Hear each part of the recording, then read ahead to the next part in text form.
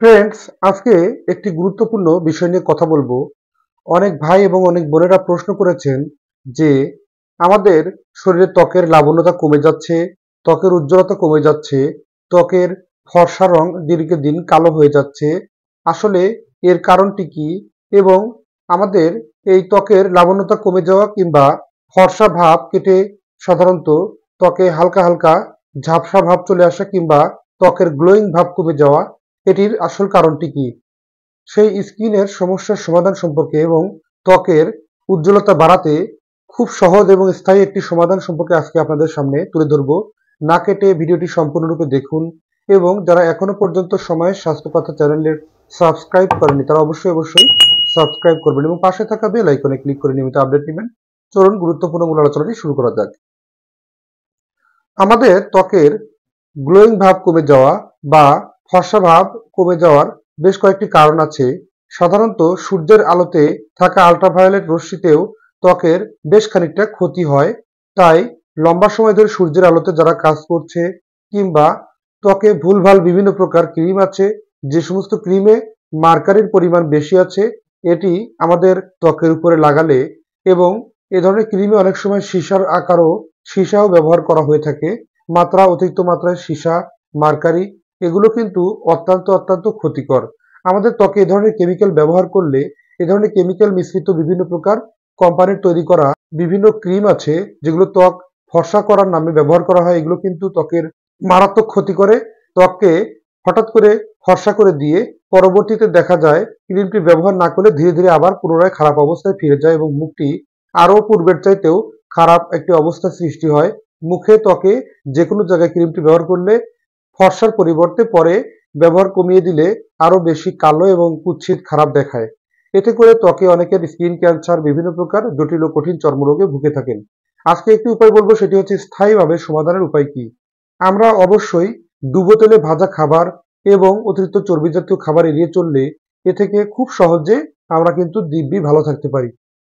আমাদের ত্বককে সুস্থ রাখতে চাইলে, আমরা যদি স্থায়ীভাবে ত্বকের উজ্জ্বলতা বাড়াতে চাই, তাহলে আমাদের খাবারের তালিকায় রাখতে হবে প্রতিদিন 1 থেকে 2 কাপ পরিমাণে কাঁচা পেঁপেকে কুচি করে রেখে দিতে হবে এবং শসাকে কুচি করে রেখে সেই অংশগুলো, সেই বিশেষ সবজিগুলো প্রতিদিন সন্ধ্যায় 1 কাপ কুচি কাঁচা পেঁপে এবং 1 কাপ কুচি শসা নিয়মিত খেতে হবে।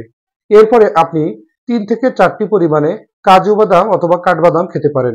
এর পাশাপাশি আপনি আপনার দৈনিক খাবারের তালিকায় ফ্রি সময়ে গাজর ও বিট সুন্দরভাবে সিদ্ধ করে রেখে আপনি ব্লেন্ড করে জুস করে খেতে পারেন প্রতিদিনের খাবারের তালিকায়।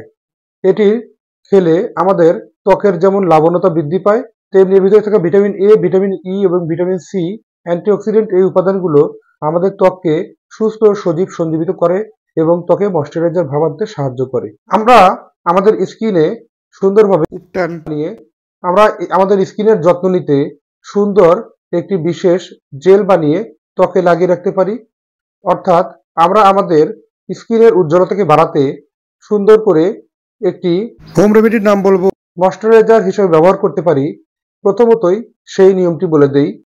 ত্বকের উজ্জ্বলতা স্থায়ীভাবে বাড়াতে চাইলে আপনারা 1 থেকে 2টি টমেটো সুন্দরভাবে পরিষ্কার করে ধুয়ে ব্লেন্ড করবেন। এর ভিতরে 1 চা চামচ পরিমাণে বেকিং সোডা এবং 1 চামচ পরিমাণে মধু সুন্দরভাবে মিশ্রিত করুন।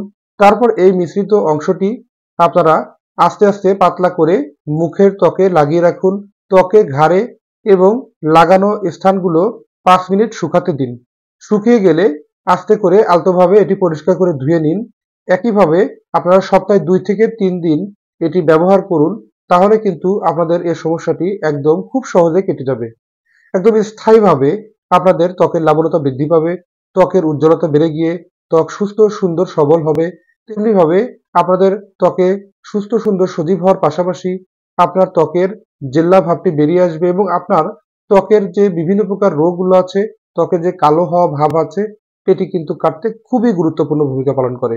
এছাড়াও ত্বকে মেলানিনের উৎপাদন কমিয়ে ফেলে এই টমেটো। এছাড়াও ত্বককে আল্ট্রাভায়োলেট রে থেকে রক্ষায় কিন্তু ভূমিকা রাখে। তাই গুরুত্বপূর্ণ এই হোম রেমেডিটি আপনারা ফলো করতে পারেন। এটি ফলো করলে কিন্তু আপনাদের এই ধরনের সমস্যা থেকে দিব্যি সুস্থ থাকতে পারেন। ধন্যবাদ। আমাদের ত্বকের উজ্জ্বলতা বাড়ার জন্য যে স্থায়ী একটা সমাধান সেটি সম্পূর্ণরূপে ফলো করেন এবং সুস্থ থাকুন। আল্লাহ হাফেজ।